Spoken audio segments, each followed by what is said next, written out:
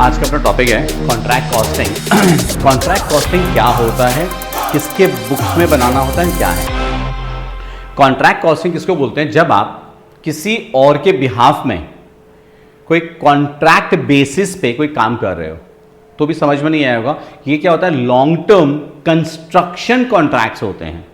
Long term construction contracts का क्या मतलब है, बात को समझो आप। जैसे फॉर एग्जाम्पल आपको गवर्नमेंट से एक कॉन्ट्रैक्ट मिला, सपोज आप कंस्ट्रक्शन कंपनी वाले हैं, राइट? आप बड़े बड़े प्रोजेक्ट्स बनाते हैं। आपको एक प्रोजेक्ट मिला कि आपको हुगली रिवर के ऊपर में एक ब्रिज बनानी है, बराबर है? तो आप अपने लिए नहीं ब्रिज बना रहे हो, आप सरकार के लिए ब्रिज बना रहे हो। उसने आपको काम दिया है। आपका काम क्या है? आपको एक कॉन्ट्रैक्ट प्राइस मिलेगा। सपोज आपने बोला भैया 2000 करोड़ रुपया लगेगा। आपने कायदा पूरा प्रॉपर एस्टिमेट निकाल करके, पूरा कोटेशन निकाल करके सरकार को दिया। सपोज आपको कॉन्ट्रैक्ट मिल गया। अब आपको एक स्टिपुलेटेड टाइम के अंदर में वो ब्रिज बना के सरकार को देनी है।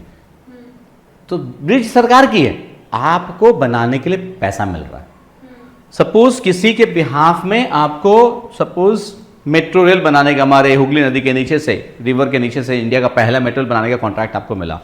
तो आप मेट्रो रेल के मालिक नहीं हैं, मेट्रो रेल सरकार की। सरकार ने तो आपको कॉन्ट्रैक्ट दिया कि हमको ये बना के दो आप, राइट? या सपोज फॉर एग्जांपल कोई अगर प्राइवेट बिजनेसमैन है, उसको एक फैक्ट्री का सेटअप करना है, तो भैया मेरे को ऐसा ऐसा ऐसा ऐसा ये फैक्ट्री का शेड पूरा मेरे को फैक्ट्री बना के दो।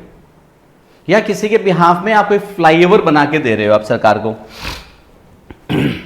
या सपोज किसी की जमीन है, उसके ऊपर में एक बिल्डिंग बनाना है उसको, राइट? आप एक बिल्डिंग कंस्ट्रक्टर हैं, आपसे डील हो गया कि हाँ भाई उसके ऊपर में उसको 20 तल्ले का एक मकान चाहिए, ऐसा ऐसा ये है स्पेसिफिकेशन, ये चाहिए। आप उसको मकान बना के देते हो, बदले में आपको एक कॉन्ट्रैक्ट प्राइस मिलता है।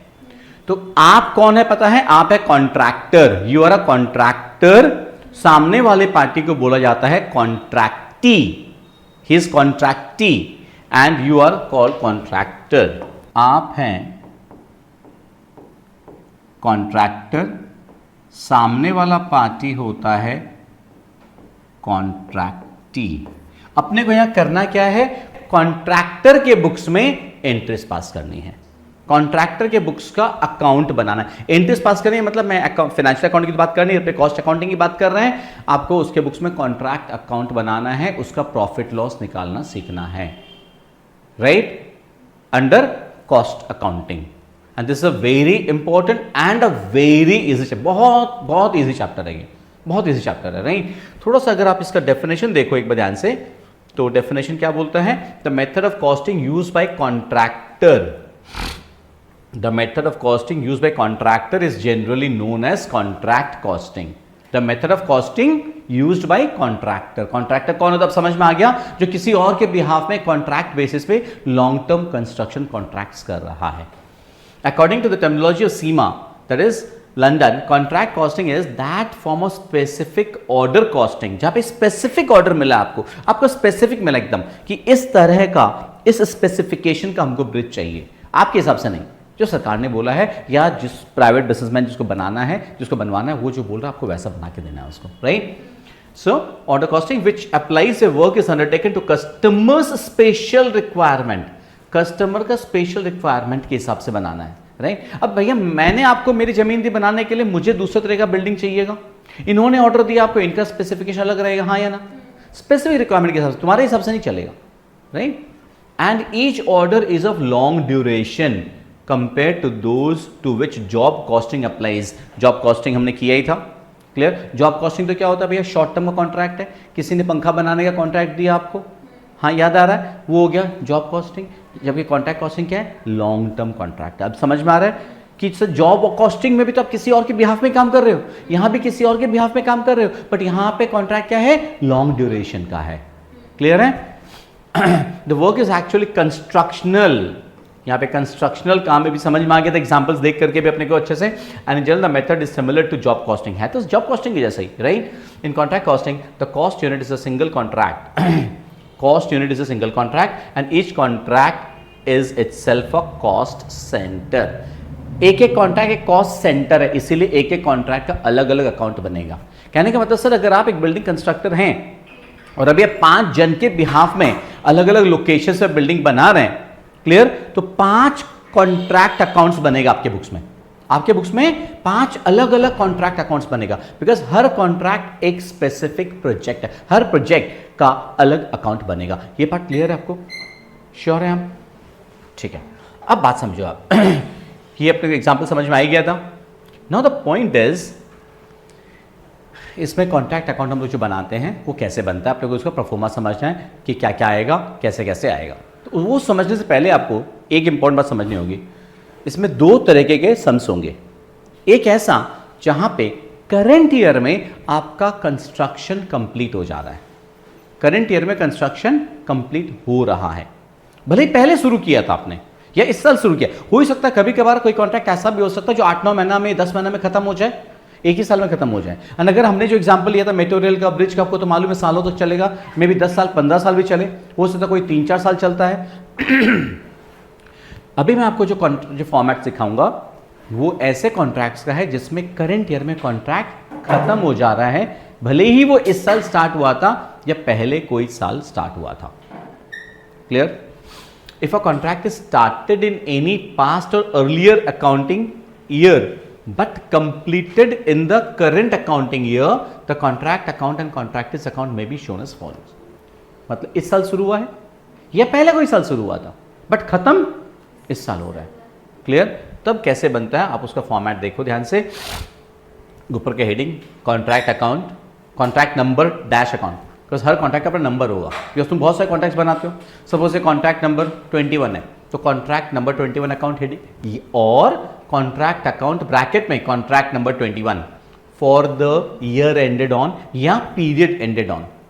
ईयर एंडेड है, पीरियड एंडेड वर्ड क्यों यूज कर रहा है? बिकॉज मैंने क्या बोला, कोई कोई कॉन्ट्रैक्ट हो ही सकता है आपको 9 महीने में खत्म हो जा रहा है, हाँ या ना, या कोई कॉन्ट्रैक्ट हमने पहले साल शुरू किया था बट इस साल वो 7 महीने में कंप्लीट हो गया, तब हम लोग क्या ईयर एंडेड वर्ड यूज नहीं कर सकते, तब हम लोग क्या वर्ड यूज करेंगे? Period ended. क्लियर? और अगर इस साल के एंड में खत्म हुआ है तो for the year ended. Headings has to be proper, अगर हेडिंग्स की वजह से आपका मार्क्स कट जाता है। तो कॉन्ट्रैक्ट नंबर हम लोग एक ही यूज करें, काम करते हैं हम लोग ये नहीं करते हैं, ठीक है? और था बीच में कॉन्ट्रैक्ट नंबर, एग्जाम में नंबर नहीं, क्वेश्चन नंबर नहीं दे, नंबर छोड़ देंगे, contract number dash account for the year ended on या period ended on. Maximum time तो ईयर एंडेड ही रहेगा, पीरियड तो बहुत कम ही रहेगा, कभी रहेगा, ठीक है? नॉट डेबिट और क्रेडिट। बहुत सिंपल सा, रटने की कुछ भी नहीं है। डेबिट साइड में क्या आएगा यार? अपना एक्सपेंसेस, और क्रेडिट साइड में आएगा इनकम्स। यार आपने ट्रेडिंग अकाउंट भी बनाया है, प्रॉफिट एंड लॉस अकाउंट भी बनाया है, फाइनल अकाउंट, फाइनेंशियल अकाउंटिंग में बहुत सारे किए हो, तो कॉस्ट अकाउंटिंग में ये जो कॉन्ट्रैक्ट अकाउंट है ये भी सिमिलर लाइंस पे ही बन रहा है। जितना भी आपका काइंड ऑफ खर्चा है वो सारा डेबिट होगा, क्लियर? और जितना भी काइंड ऑफ इनकम्स आपका क्रेडिट होगा। एक छोटा सा बात बताओ, ट्रेडिंग अकाउंट में फाइनल अकाउंट्स बनाते थे आप, ट्रेडिंग अकाउंट में आप ओपनिंग स्टॉक किधर लिखते थे? डेबिट साइड में लिखते थे, हाँ या ना? परचेसेस डेबिट में लिखते थे, सैलरी, अब ट्रेडिंग में को साथ में समझो, सैलरी वगैरह है, ओवरहेड का खर्चा जितना, वो सब कुछ डेबिट होता था, हाँ या ना? यहाँ भी वही होगा। क्लोजिंग स्टॉक है तो क्रेडिट हो जाएगा, हाँ या ना? मटेरियल्स आपने जो खरीदा था, अभी आप कॉन्ट्रैक्ट बना रहे हैं, कॉन्ट्रैक्ट अकाउंट कर रहे हैं, आपने बहुत सारा मटेरियल, आपको सीमेंट बालू बहुत कुछ खरीदना है, जो भी खरीदेंगे वो सारा डेबिट होगा। उसमें से कुछ मटेरियल अगर आप रिटर्न कर देंगे सप्लायर को, करेक्ट, परचेज रिटर्न होता था, परचेज से माइनस करते थे, यहाँ पे वो नहीं करके यहाँ पे अपने क्रेडिट कर देंगे। क्लोजिंग स्टॉक जो बचेगा आप क्या करेंगे? क्रेडिट कर देंगे। एक चीज बताओ तो मेरे को, बहुत सिंपल से, मैंने कहा कुछ रट्टे का नहीं है, लॉजिक पे जाना है। आपने सपोज कॉन्ट्रैक्ट नंबर 21 अकाउंट बना रहे हैं, मैं फॉर्मेट बाद में पढ़ाता हूं, पहले सुनो। कॉन्ट्रैक्ट नंबर 21 अकाउंट बना रहे हैं, आपने इसके लिए इस साल मटेरियल खरीदा था 20 लाख का। सपोज आपका प्रोजेक्ट एक लोकेशन पे चल रहा है, अब एक उसी के बगल में एक दूसरे लोकेशन पे एक और प्रोजेक्ट चल रहा है, वहां पे अचानक से सीमेंट का शॉर्टेज पड़ गया। अब 21 नंबर कॉन्ट्रैक्ट के साइड पे सीमेंट पड़ा है, एक्स्ट्रा है वहां पे, दूसरे साइड पे चाहिए, आप क्या करेंगे? आप खरीदने में आपको टाइम लगेगा, ऑर्डर आने में टाइम लगेगा, आप क्या करेंगे? इस साइट वाले को बोलेंगे, मैनेजर को, भाई उसमें ट्रांसफर कर दें, हाँ या ना? तो कॉन्ट्रैक्ट नंबर 21 में जो मटेरियल खरीदा हुआ था, जो इसमें डेबिट हुआ था, अब वो दूसरे साइट पे चला गया, तो इस कॉन्ट्रैक्ट के अकाउंट पे आप क्या करोगे? डेबिट या क्रेडिट? इसमें आपने डेबिट किया था जब माल आया था, अब इसमें से कुछ माल आप दूसरे साइट पे ट्रांसफर कर दे रहे हैं, तो क्रेडिट कर देंगे ना, बाय मटेरियल्स ट्रांसफर्ड।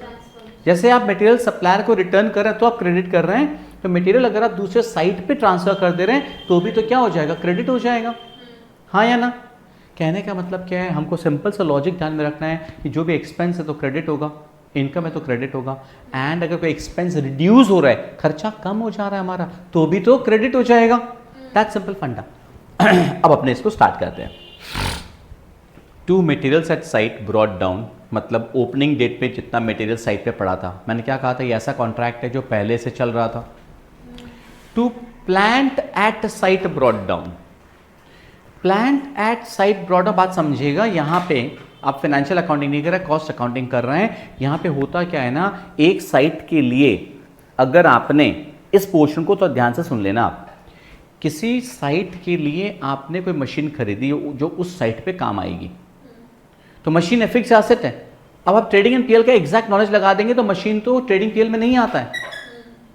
लेकिन कॉन्ट्रैक्ट कॉस्टिंग में होता क्या है ना कि अगर कोई मशीन हम लोग पर्टिकुलरली उस कॉन्ट्रैक्ट के लिए खरीदे हैं या उस कॉन्ट्रैक्ट पे इशू कर दें उस साइट पे लॉन्ग टाइम के लिए, सर थोड़ा ध्यान से सुनिएगा सर, कुछ लॉन्ग टाइम के लिए अगर आपने कोई मशीन किसी कॉन्ट्रैक्ट के साइट पे भेज दिया है, उसको अपने पूरा डेबिट कर देते हैं, उसको पूरा खर्चा मान लेते हैं।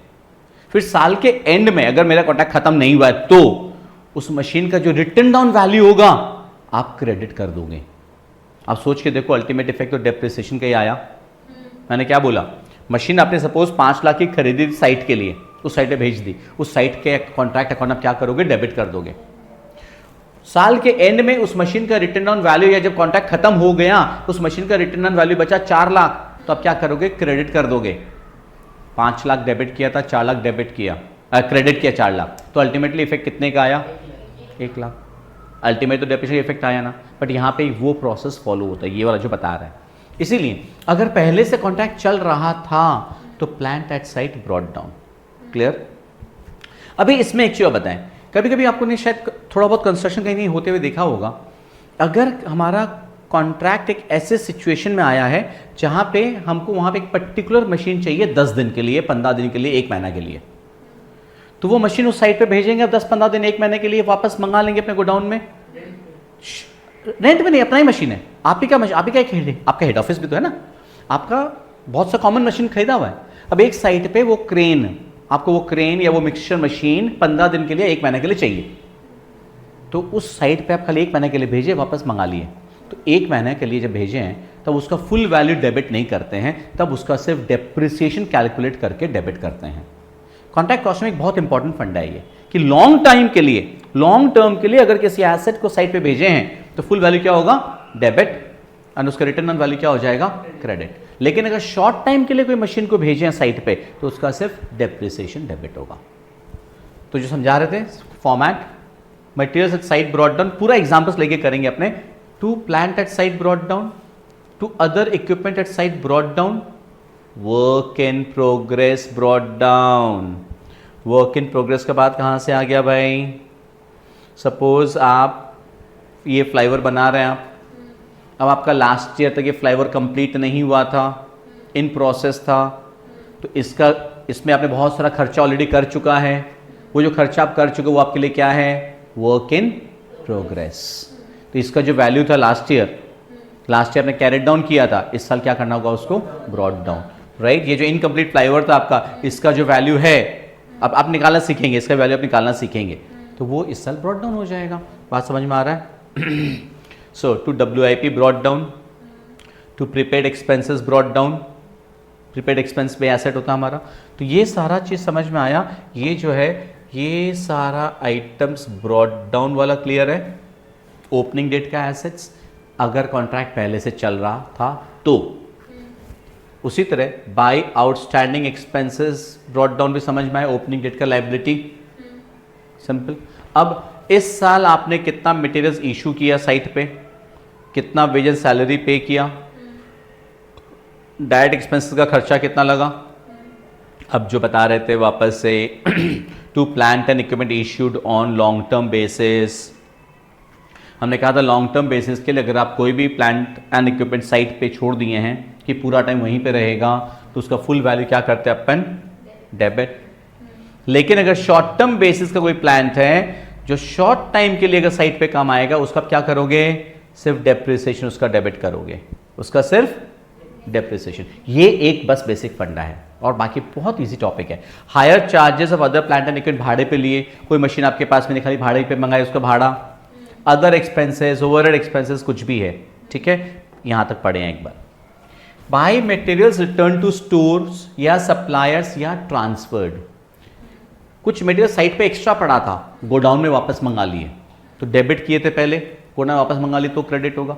या कुछ मटेरियल जो मंगाए थे डिफेक्टिव था, आपने सप्लायर को रिटर्न कर दिया, तो वो भी क्या होगा बस, क्रेडिट होगा।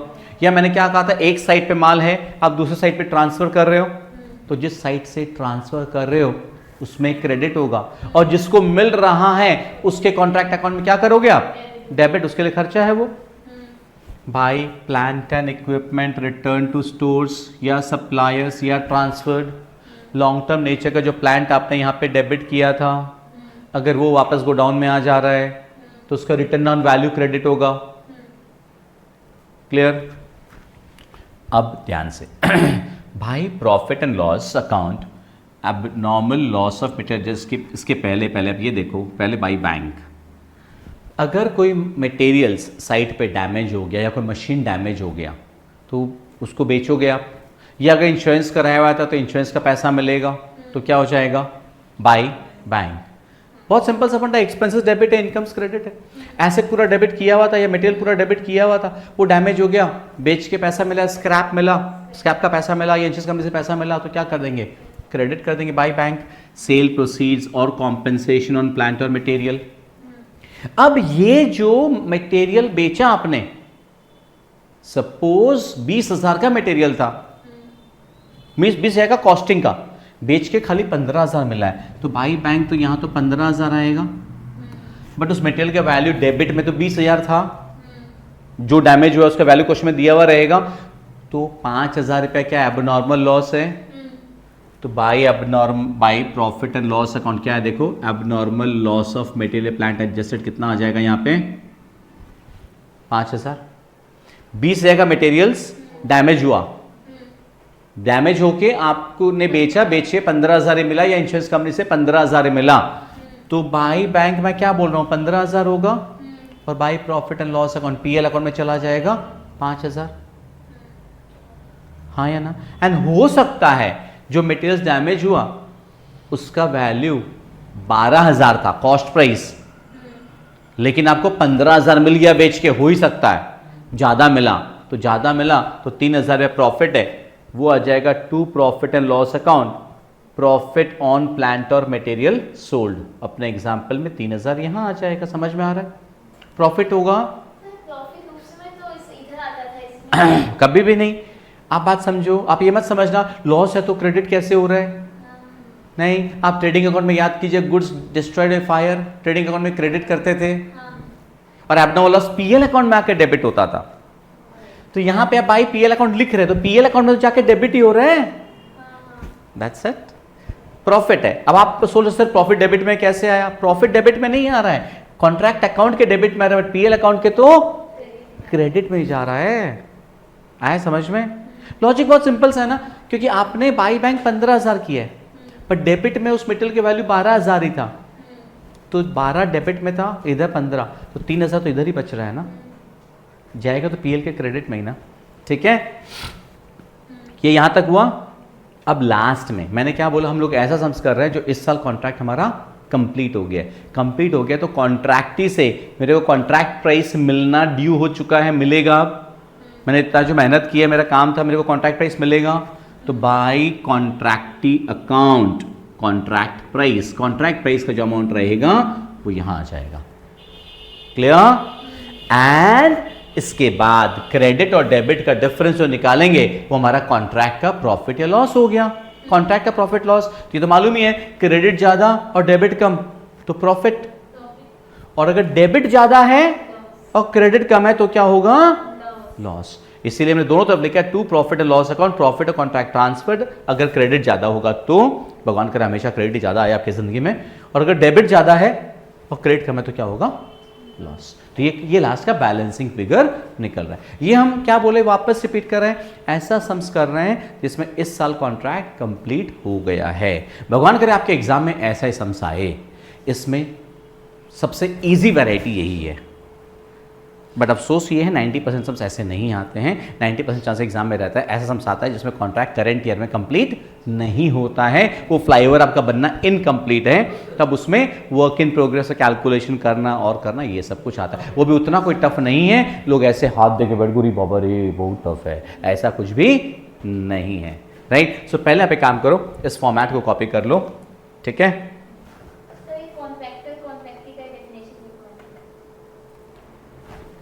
सो I think this part is very clear. Again repeat करें एक बार, बाय कॉन्ट्रैक्ट क्या होगा, कॉन्ट्रैक्ट प्राइस मतलब पूरा जितना में अपना डील हुआ था, क्लियर। भले ही पहले कोई एडवांस मिल गया उससे फर्क नहीं पड़ता, यहां पे पूरा कॉन्ट्रैक्ट प्राइस आएगा, क्लियर। क्या आएगा, कॉन्ट्रैक्ट प्राइस, जितना पैसा भी मिला वो नहीं, पूरा कॉन्ट्रैक्ट प्राइस आएगा। एंड ये है, हम क्या बोले, ऐसा कॉन्ट्रैक्ट जो करंट ईयर में कंप्लीट हो जा रहा है, तब अपना ये इतना छोटा सा कॉन्ट्रैक्ट अकाउंट बनेगा, कहानी खत्म, क्लियर।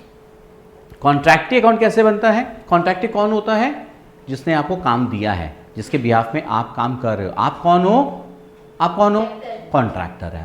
तो कॉन्ट्रैक्टर कौन हुआ, जो किसी और के बिहाफ में काम कर रहा है, और उसको जो काम देने वाला है वो कौन हो गया, कॉन्ट्रैक्ट। तो कॉन्ट्रैक्ट अकाउंट कैसे बनेगा, बात ढंग से समझना, आपने खाली कॉन्ट्रैक्ट वर्ड यूज करेंगे, will not use the word client, customer, what is contract account. By balance brought down, कि बाई बैलेंस ब्रॉट डाउन क्या है, पहले से एडवांस मिला हुआ था।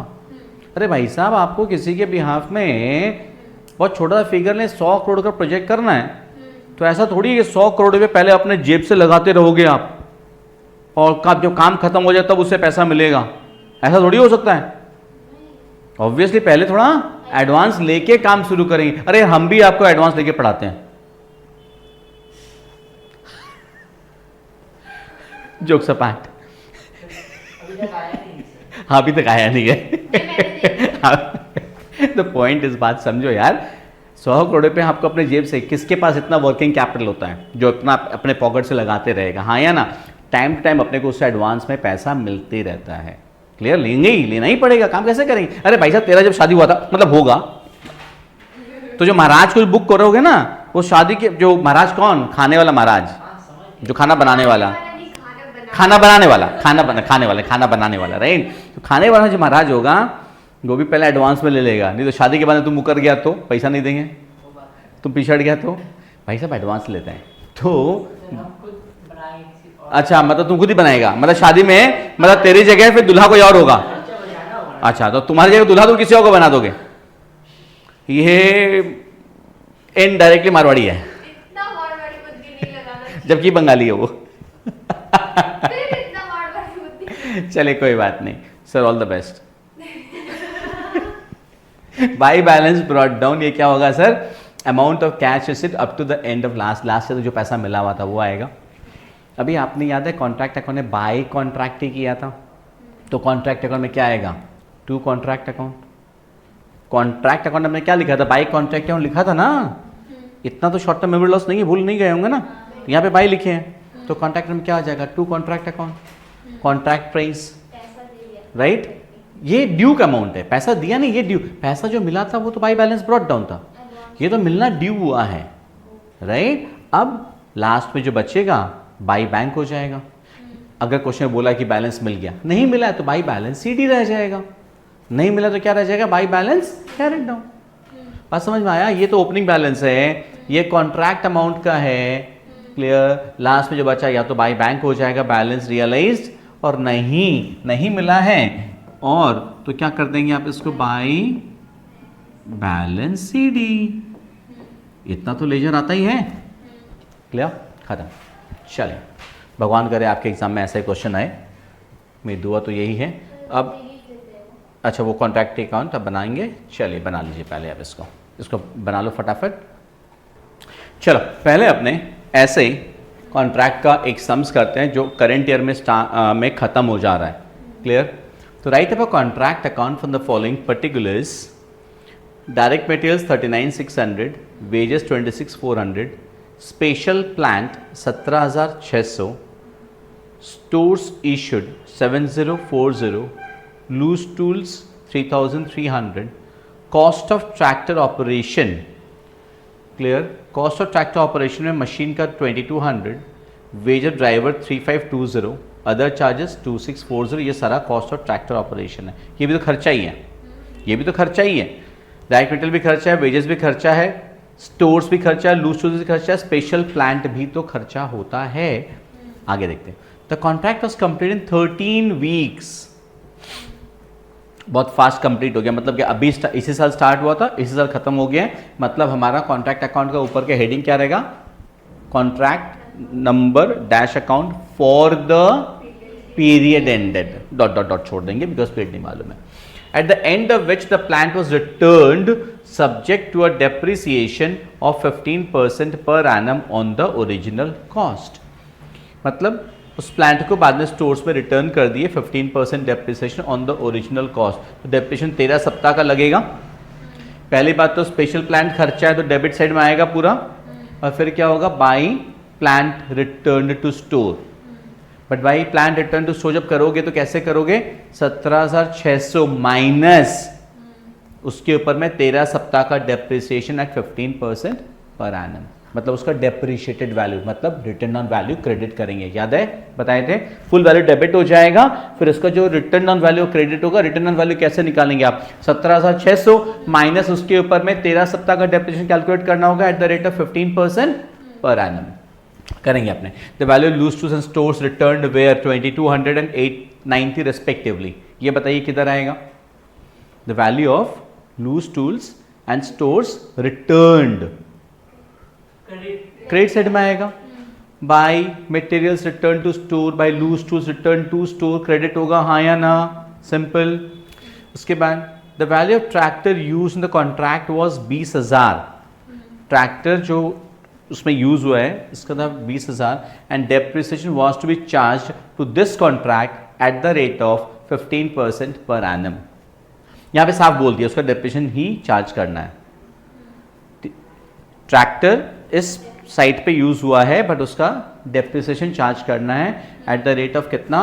15%। ट्रैक्टर आता है जाता है, मतलब कि कंप्लीटली साइट के लिए नहीं था, तो ट्रैक्टर का फुल वैल्यू डेबिट नहीं करेंगे, आप सिर्फ डेप्रिसिएशन डेबिट करेंगे।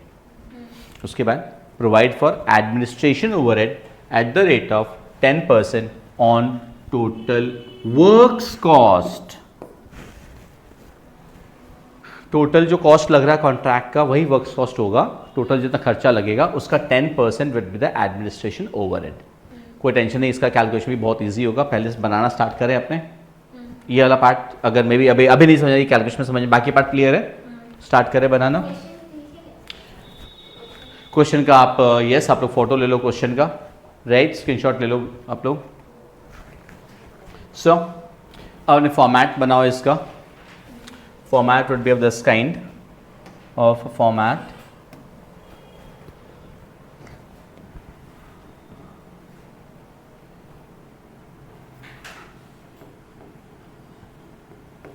Debit and credit on both the sides.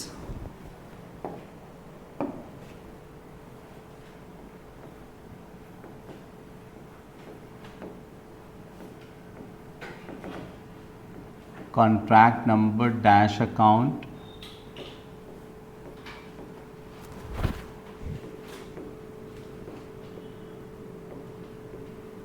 for the period ended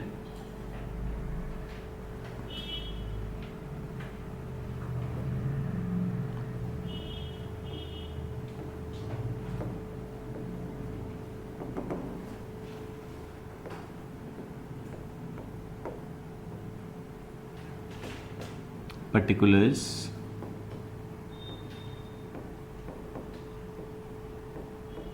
amount column में रुपीस का सिंबल नहीं देते हो ना, उसका भी मार्क्स डिडक्ट होता है। सो एग्जाम में आपको एक भी मार्क्स नहीं जाने देना है। एक माइन्यूट से माइन्यूट चीज़ आपको बताते हैं, वो ध्यान में रखनी है आपको। सारा वैरायटीज़ का प्रॉब्लम आपका कवर्ड होगा। अब बस ये वीडियोस को भी ढंग से फॉलो कर लोगे ना, आपका एंटायर आपका कवर हो जाएगा सिलेबस।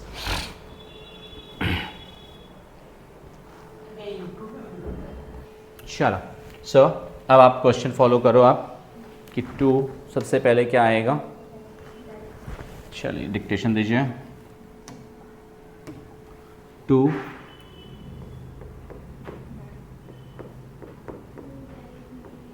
डायरेक्ट मटेरियल्स कितना रुपया है? 39,600।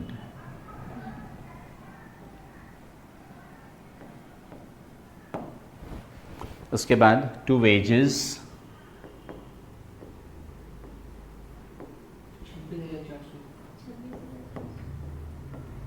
26,400, to special plant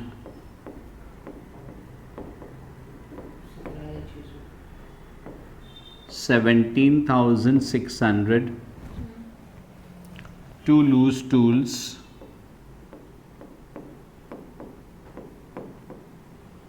3,300,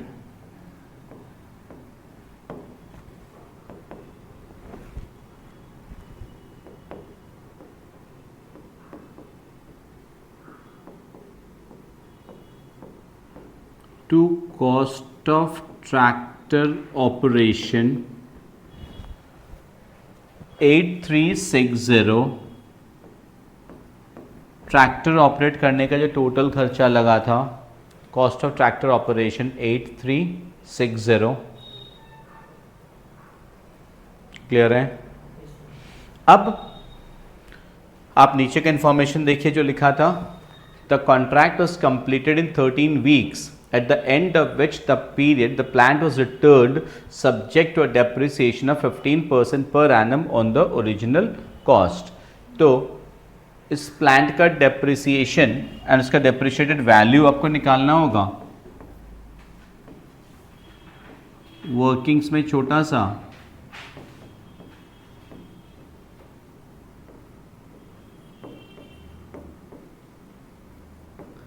depreciated value of plant, उसका कॉस्ट प्राइस था 17,600 माइनस डेप्रिसिएशन। 17,600 के ऊपर कितना परसेंट डेप्रिसिएशन बोला है? 15% बोला है।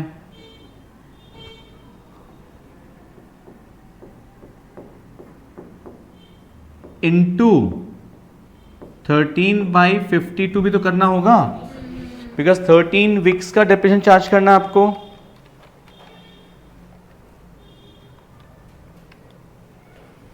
कितना आ रहा है?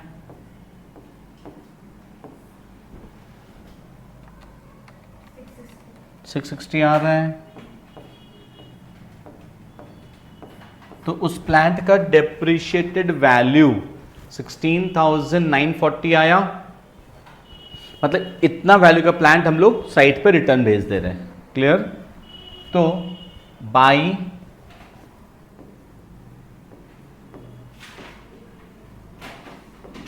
प्लांट रिटर्न्ड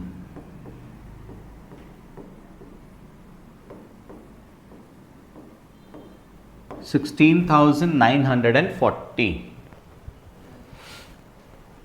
ये वाला पार्ट क्लियर है आपको? वर्किंग्स आपको, चलिए वर्किंग्स देख लीजिएगा वापस आप। Cost price 17,600 minus depreciation 17,600 into 15% into 13/52 that is 660, तो 16,940 हो गया। चल, उसके बाद क्वेश्चन में और क्या लिखा था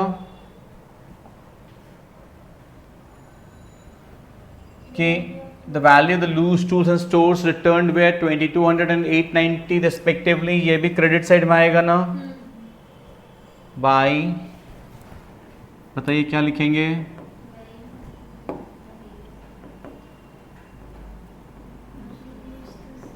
बाय लूज टूल्स रिटर्न कितना था? 2,200।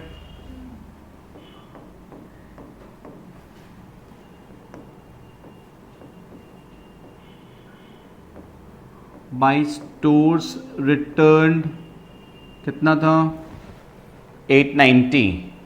स्टोर्स रिटर्न था 890। अब एक वापस क्वेश्चन फॉलो करें। The value of tractor use in the contract was 20,000। Depreciation was to be charge to this contract at the rate of 15% per annum. तो उसका सिर्फ डेप्रिसिएशन चार्ज करना होगा, बताए थे।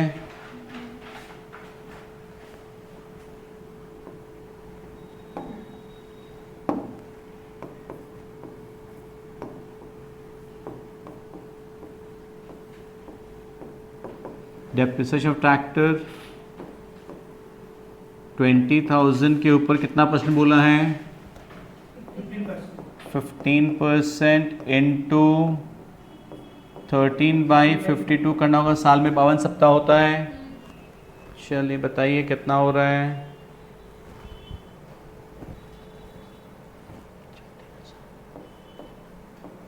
750 आएगा।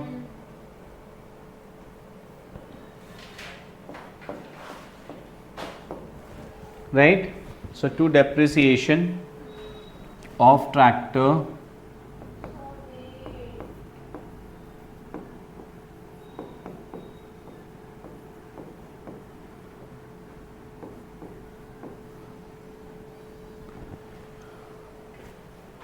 आपने किसका वेट करने बोला? डेप्रिसिएशन ट्रैक्टर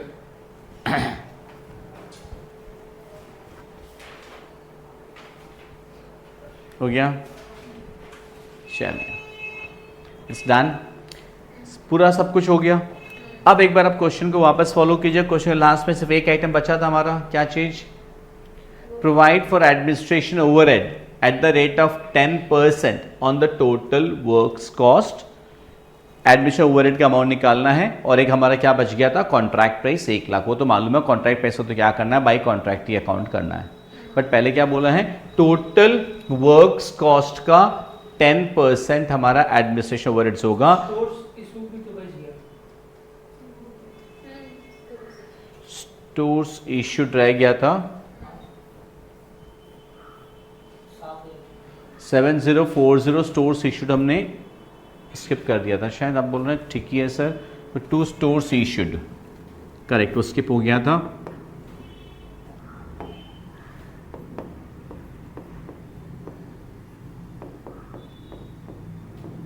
सेवन 040 बस, अब तो हो गया पूरा कंप्लीट सर। अब आपको क्या करना होगा? Pickup A calculators and credit और डेबिट माइनस क्रेडिट कीजिए। डेबिट माइनस क्रेडिट कीजिए फटाफट। आपका कितना आ रहा है?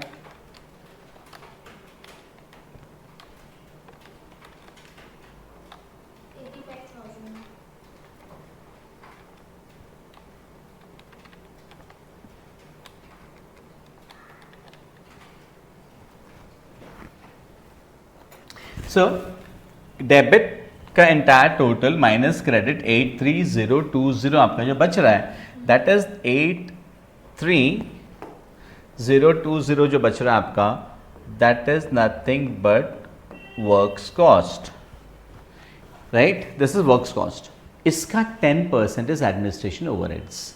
इसका 10% is administration overheads, correct. So to administration overheads 8302। Clear है? बस सब खत्म हो गया काम। अब खाली क्या करना है आपको? By contractee account 1 lakh dash देके आप क्या लिख देंगे? Contract price. क्लियर? बस अब आप दोनों साइड का टोटलिंग कीजिए and find out the profit और loss.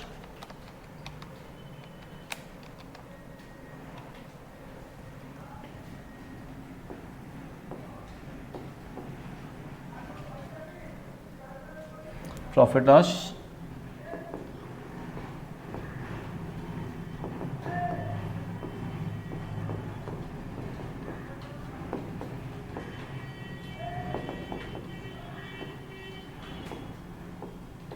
Profit on contract transfer 8678। Sir करना क्या था? बहुत सिंपल, 83020 आया हुआ था, डेबिट माइनस क्रेडिट प्लस उसमें 8302 कर दिए, माइनस 1 लाख कर दीजिए, प्रॉफिट 8678 आएगा। चेक कर लो आप। इसमें आपको करना क्या चाहिए, आपके 8302 कैसे आया वो खाली नोट कर लेना चाहिए कि total debit minus total credit, वो भी कैसे, उसको थोड़ा सा अपनी भाषा में आपको नोट कर लेना चाहिए, नहीं तो मैं भी बाद में कंफ्यूज हुआ कि भाई ये और ये इनका प्लस माइनस करके 8302 और ये कैलकुलेशन शो कर देना चाहिए, उसका 10%, राइट। इस 8302 जो बचा प्रॉफिट हो गया, सम्स हमारा कंप्लीट हो गया, 6 नंबर अगर आ गया तो बल्ले बल्ले एग्जाम में आपका। चलो अब एक और सम करते हैं अपने, सेम इन कंप्लीटेड कॉन्ट्रैक्ट कर रहे हैं, ऐसा कॉन्ट्रैक्ट जो करंट ईयर में कंप्लीट हो गया है। लास्ट सम हमने जो किया था उसमें क्या था, इसी साल स्टार्ट हुआ था, इसी साल खत्म हो गया, 13 सप्ताह के कॉन्ट्रैक्ट था। अब हमें कैसा सम्स कर रहा है, जो स्टार्ट तो पिछले साल हुआ था बट खत्म करंट ईयर में हो रहा है। मैंने क्या बोला, प्रॉब्लम सिर्फ तब होती है जब करंट ईयर में खत्म नहीं होता है, तब वो दूसरा स्टाइल से करना होता है, दूसरा बहुत कुछ नया सीखना होता है। Clear? The following information was extracted in respect of a contract number 256 executed by a contractor for the year ended 31st this March 2019. Clear? The contract was started in the last year on 1/7/17. बात समझिएगा, आपने finish तो इस साल किए 31 मार्च 19 को, but मतलब 18-19 वाले ईयर में खत्म हो रहा है, 18-19 बोलेंगे ईयर, तो ये स्टार्ट हुआ था लास्ट ईयर 1/7/17, 17-18 के ईयर में स्टार्ट हुआ था, उससे कोई फर्क नहीं पड़ रहा है। For a contract price of 1,75,000, contract price था 1,75,000, 1,75,000। The balances carried forward on 31st March 18, balances carried forward on 31st March 18 का मतलब क्या है, ये ओपनिंग बैलेंसेस है। ये क्या है, ओपनिंग बैलेंसेस है, क्या चीज का, मटेरियल्स एट साइट। याद है क्या करना होगा इसको, to materials at site brought down, opening balance brought down करना पड़ता है, याद है sir? Sir 31 March 18 opening date है, क्लियर है? राइट सर, क्योंकि 31 मार्च 19 क्लोजिंग डेट है, तो 31 मार्च 18 मेरा ओपनिंग डेट है, तो to materials at site brought down, to plant at site brought down, to WIP brought down. फिर expenses incurred during the year 18-19, इस साल क्या क्या खर्चा लगा है। मटेरियल्स इश्यूड 25,000, कहाँ आएगा पहले बताइए, डेबिट में आएगा। वेजेस पेड डेबिट में आएगा, डायरेक्ट एक्सपेंसेस डेबिट में आएगा, एस्टेब्लिशमेंट एक्सपेंसेस डेबिट में आएगा, plant send to site debit में आएगा, सब कॉन्ट्रैक्टर्स चार्जेस। सब कॉन्ट्रैक्टर कौन होता है भाई, भैया मैंने आपको मेरा बिल्डिंग बनाने का काम दिया, अब आपने उसमें एक कारपेंटर को काम दे दिया, भैया तू इसका खिड़की दरवाजा वाला काम पूरा तू करेगा, सब कॉन्ट्रैक्ट कर दिया आपने एक पार्ट। आपने एक पार्ट किसी इलेक्ट्रिशियन को दे दिया, बोला भैया मैं तेरे को इतना रुपया दूंगा, इस बिल्डिंग का इलेक्ट्रिक का काम तू कर दे, सब कॉन्ट्रैक्टर का चार्ज, खर्चा है, सीधी सी बात है। ये भी कहाँ आएगा, डेबिट में ही आएगा, खर्चा है। Overhead charges for the contract 6,000, वो भी कहाँ आएगा, डेबिट में आएगा। Unused material send to another contract 4,000, बताइए unused materials send to another contract transfer है, किधर आएगा, क्रेडिट साइड में आएगा, by materials transferred credit side में। Value of plant return to store किधर आएगा, क्रेडिट साइड में आएगा, श्योर। उसके बाद cash received in the last year 35,000, cash received in the last year 35,000, ये कहां आएगा, याद कीजिए। एडवांस मिला था, लास्ट ईयर मिला था, ये कॉन्ट्रैक्टी अकाउंट में आएगा, कॉन्ट्रैक्ट अकाउंट में कहीं आएगा नहीं, एडवांस मिला था, याद है, वो कॉन्ट्रैक्टी अकाउंट के क्रेडिट साइड में आएगा, by balance brought down, last year मिला था आपको, याद आया, कॉन्ट्रैक्टी अकाउंट में by balance brought down, balance of contract price realisable in 2 equal instalments, बाकी का 2 इक्वल इंस्टॉलमेंट में मिलेगा। चलो इसके बाद में बता देंगे आपको बनाने क्या बोला है, prepare contract account and contractee account. तो पहले ही बताइए, कॉन्ट्रैक्ट अकाउंट आप लोग खुद बनाने की कोशिश करोगे, बोलिए। आप लोग सम्स को ट्राई करो सॉल्व करने का, सॉल्व करो, उसके बाद में अभी वीडियो को पॉज करो, पॉज करके फिर वीडियो को प्ले करना, देखना आपका कितना राइट हो रहा है, बिकॉज पूरा मैंने सम्स को डिस्कस कर दिया। क्वेश्चन का स्क्रीनशॉट बिल्कुल से ले लेना पहले। सो चेक करो आपने क्या क्या किया अभी तक।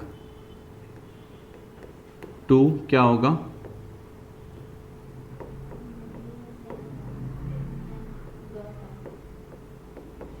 To materials at site brought down कितना? 10,000 किया आपने। To plant at site brought down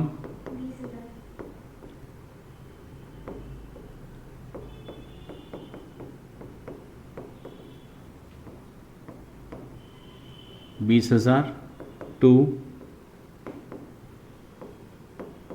work in progress brought down 45,000। उसके बाद इस साल का जो एक्सपेंसेस लगा था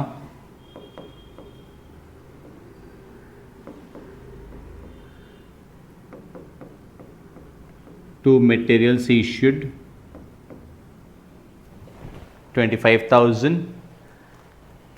wages paid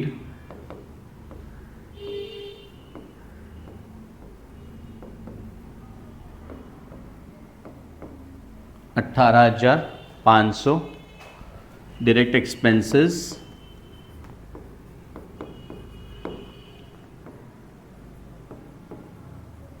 13,500।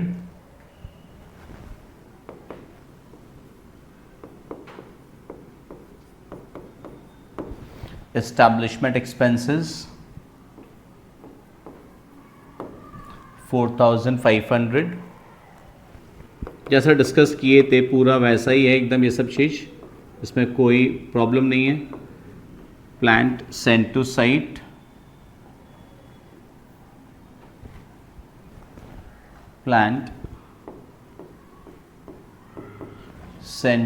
was 25,000।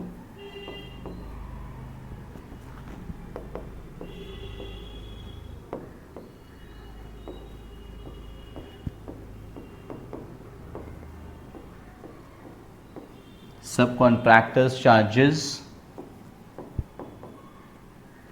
20,000।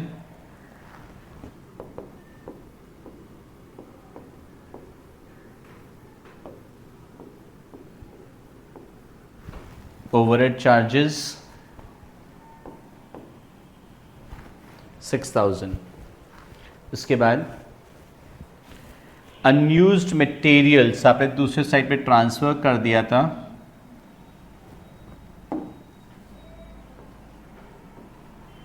Bye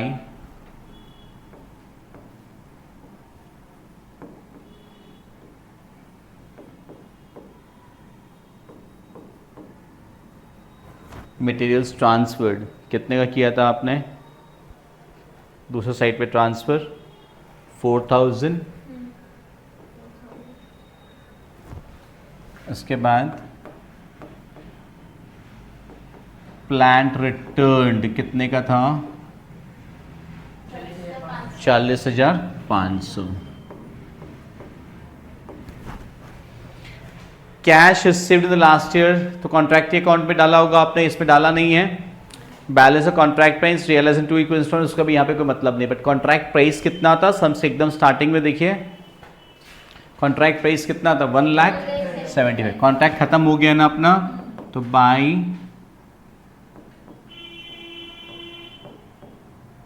कॉन्ट्रैक्टी account amount कितना होगा? 1,75,000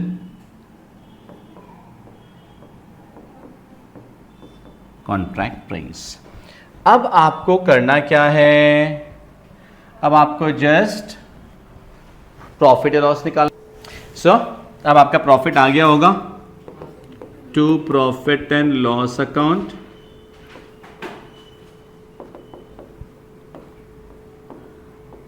प्रॉफिट ऑन कॉन्ट्रैक्ट 32,000।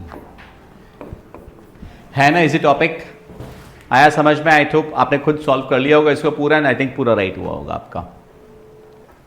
अब अपना इसका कॉन्ट्रैक्टी अकाउंट बनाना था अपने को, तो let us start the contractee account. कोई बहुत छोटा सा है, डेफिनेटली आपने बना लिया होगा उसको भी।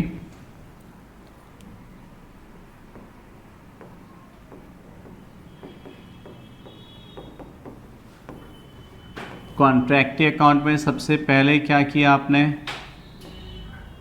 बाय बैलेंस ब्रॉट डाउन जो पिछले साल से मिला हुआ था कितना? 35 था ना, 32, 35 cash received in the last year was 35,000, क्लियर। उसके बाद कॉन्ट्रैक्टी अकाउंट में to contract account, contract price जो मिलना बाकी है उससे जो मिलने के बाद था 1,75,000, ठीक है। अब बाकी का बोला है अपने को कि उससे 2 इक्वल इंस्टॉलमेंट में मिलेगा, रियलाइजेबल मिला नहीं अभी तक आपको, लेकिन है ना, मिलेगा बोला है।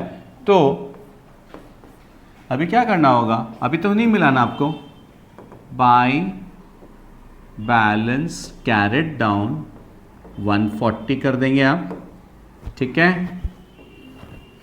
अब अगले साल क्या होगा, to balance brought down 140, because 175 में से 35 पहले मिला हुआ था, 140 मिलना बाकी है, अभी अब टू बैलेंस ब्रॉट डाउन 140 कर देंगे।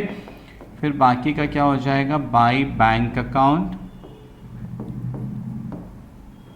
70 2 बार में दिखा देंगे आप, बाय बैंक कि बोला था ना बैलेंस 2 इक्वल इंस्टॉलमेंट में मिलेगा।